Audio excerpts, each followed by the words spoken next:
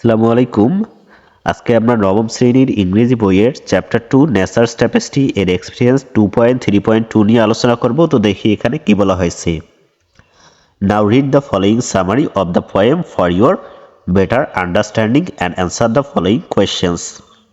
এখন নিচের সারমর্মটি পড়ো, অর্থাৎ উপরে আমরা একটি কবিতা, গত ক্লাসে আমরা একটি কবিতা পড়েছিলাম, সেই কবিতাটির সারমর্ম এখানে দেওয়া হয়েছে, আমাদেরকে পড়তে বলা হয়েছে for our better understanding and answer the following question, আমাদের আরও ভালোভাবে বোঝার জন্য এবং নিচের যে প্রশ্নগুলো রয়েছে সেই প্রশ্নগুলোর উত্তর দেওয়ার জন্য। অর্থাৎ এই সারমর্মটির পরে কিছু প্রশ্ন রয়েছে, সেই প্রশ্নগুলোর উত্তর ভালোভাবে দেওয়ার জন্য এই সারমর্মটি আমাদেরকে পড়তে বলা হয়েছে।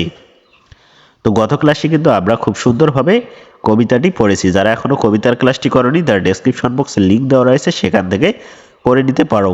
এখন আমরা এই সারমর্মটি পড়ি। তো এখানে যেটা দেওয়া রয়েছে সেটা আমরা দেখি। In the poem the poet talks about death and the journey into the after life. কবিতায় কবি মৃত্যু সম্পর্কে বলেছেন এবং মৃত্যুর যে জার্নি, জীবনের যে জার্নিটা রয়েছে পরবর্তী জীবনে যাওয়ার, অর্থাৎ মৃত্যুর দিকে ধাবিত হওয়ার যে জার্নিটা রয়েছে সেটা সম্পর্কে বলেছেন। তো আমি যখন তোমাদের কবিতাটি পড়িয়েছিলাম তখন কিন্তু খুব সুন্দরভাবে আমি এই কবিতাটির অর্থ এবং এর ব্যাখ্যা বা সারমর্মটা বুঝিয়ে দিয়েছিলাম। তাই যারা এখনো কবিতার ক্লাসটি করেনি তারা অবশ্যই করে নিবে। এরপর দেখি আমরা, here he uses symbols from nature like sunset, evening star, sea tide, form twilight, evening bell and flood to explain his feelings and ideas. এখানে তিনি প্রকৃতির থেকে বিভিন্ন সিম্বলস ব্যবহার করেছেন, যেমন সানসেট মানে হচ্ছে সূর্যাস্ত, ইভিনিং স্টার মানে হচ্ছে সন্ধ্যাতারা, সি মানে সমুদ্র, টাইড মানে হচ্ছে জোয়ার, ফর্ম মানে হচ্ছে ফেনা, টু লাইট মানে গোধূলি, ইভিনিং বেল মানে হচ্ছে সন্ধ্যাকড্ডা, ফ্লাড এর শব্দটির অর্থ হচ্ছে বন্যা। এই সমস্ত প্রতীকগুলো ব্যবহার করেছেন কবির ফিলিংস বা অনুভূতিটি প্রকাশ করার জন্য। এক্সপ্লেইন মানে হচ্ছে প্রকাশ করা, ফিলিংস মানে হচ্ছে অনুভূতি, কবির অনুভূতি এবং কবির যে ধারণা রয়েছে সেটা প্রকাশ করার জন্য তিনি প্রকৃতি থেকে এই সমস্ত প্রতীকগুলো ব্যবহার করেছেন। অর্থাৎ তিনি যে শব্দগুলো ব্যবহার করেছেন এই শব্দগুলোর সাধারণ অর্থই কিন্তু তিনি বোঝাননি, এই শব্দগুলোর একটা করে অন্তর্নিহিত অর্থ রয়েছে। যেমন সানসেট মানে তিনি মৃত্যুকে বুঝিয়েছেন, ইভিনিং স্টার এটা দ্বারা কিন্তু তিনি মৃত্যুর পরবর্তী জীবনকে বুঝিয়েছেন, সি টাইড ফর্ম এগুলো দ্বারা মানুষের জীবনের যে গতিটা রয়েছে, মানুষের জীবনের যে জার্নিটা রয়েছে সেটাকে তিনি বুঝিয়েছেন। এভাবেই কিন্তু প্রতিটি প্রতীকেই তিনি এক একটা করে অন্তর্নিহিত অর্থ বুঝিয়েছেন তার মতামত বা তার অনুভূতিটি প্রকাশ করার জন্য। তো আমি কিন্তু কবিতায় পড়ার সময় এগুলো বুঝিয়ে দিয়েছি, যারা এখনো কবিতার ক্লাসটি করেনি তারা অবশ্যই করে নেবে। এরপর আমরা দেখি, বিসাইডস এছাড়াও, if you read carefully you can understand that like others the poet also expresses his desire to cross the bar between life and death without sorrowful farewells.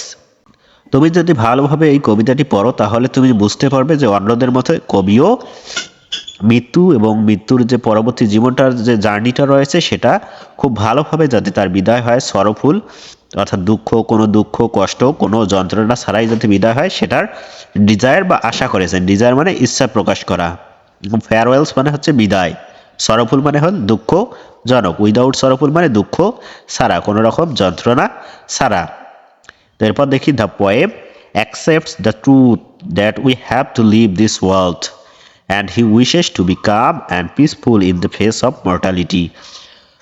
The poem accepts the truth that we have to leave this world. Poem বা কবি এই সত্যটা গ্রহণ করে নিয়েছেন যে আমাদের এই পৃথিবী ছেড়ে চলে যেতে হবে এবং তিনি আশা করেছেন যে এই মৃত্যুর মুখোমুখি হবেন শান্তিপূর্ণভাবে এবং খুব শান্তর সহিত, কোনো রকম দুঃখ ঝঞ্ঝাট ঝামেলা ছাড়াই তিনি মৃত্যুর পরবর্তী জীবনে ধাবিত হবেন। এই কবিতায় কবি সেটাই আশা করেছেন।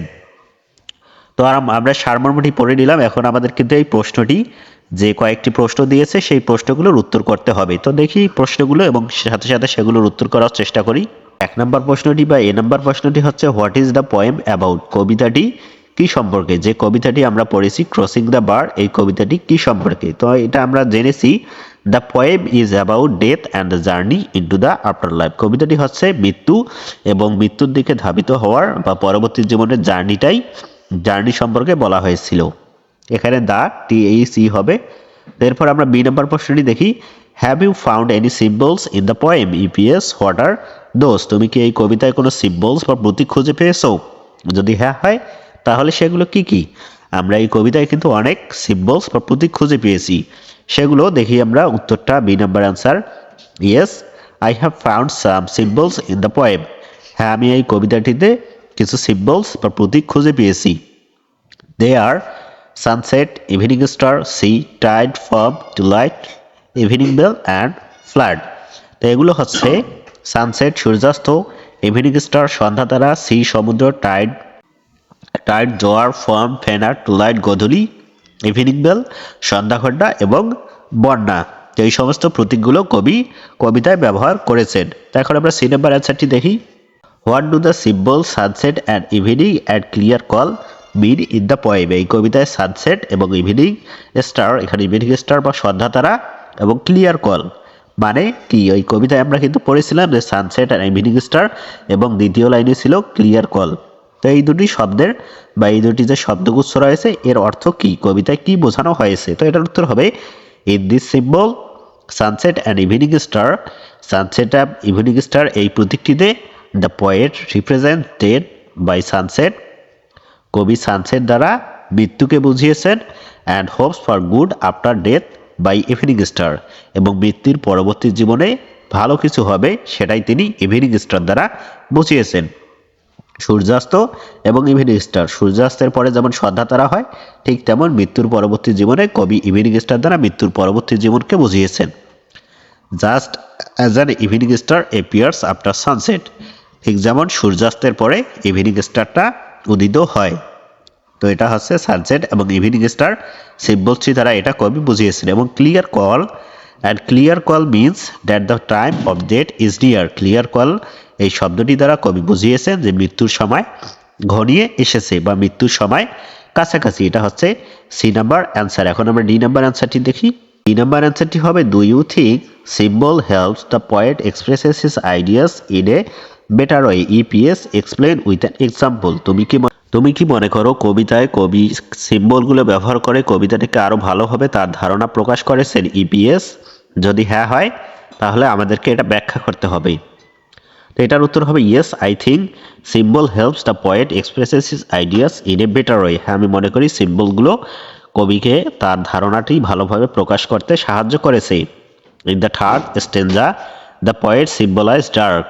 তৃতীয় স্টেঞ্জাতে কবি ডার্ক সিম্বল প্রতীকটি ব্যবহার করেছেন। হুইচ উইল ফলো সানসেট, যেটা সানসেটকে ফলো করেছিল, কারণ সানসেট মানে হচ্ছে মৃত্যু এবং ডার্ক মানে হচ্ছে মৃত্যু। The dark here is symbol of death. ডার্কটা এখানে প্রতীক হচ্ছে মৃত্যুর প্রতীক। ডার্ক দ্বারা বা অন্ধকার দ্বারা তিনি মৃত্যুকে বুঝিয়েছেন এবং সানসেট দ্বারাও মৃত্যুকে বুঝিয়েছেন। Also sea, tide and flood the symbolise the journey of our life. এবং সি, টাইড, ফ্লাড এগুলো দ্বারা আমাদের জীবনের যে জার্নিটা রয়েছে সেটা তিনি বুঝিয়েছেন। তো এভাবেই কিন্তু কবিতার যে ধারণাটা, তার যে ফিলিংসটা রয়েছে সেটা এই সিম্বলসগুলো ব্যবহার করে খুব সুন্দরভাবে প্রকাশ করেছেন। তো আজকের ক্লাসটি এই পর্যন্ত। আশা করি তোমরা বুঝতে পেরেছো কিনা সেটা অবশ্যই কমেন্টে জানিয়ে দাও। আর যারা এখনো চ্যানেলটি সাবস্ক্রাইব করেনি তারা খুব শীঘ্রই সাবস্ক্রাইব করে নাও। ধন্যবাদ।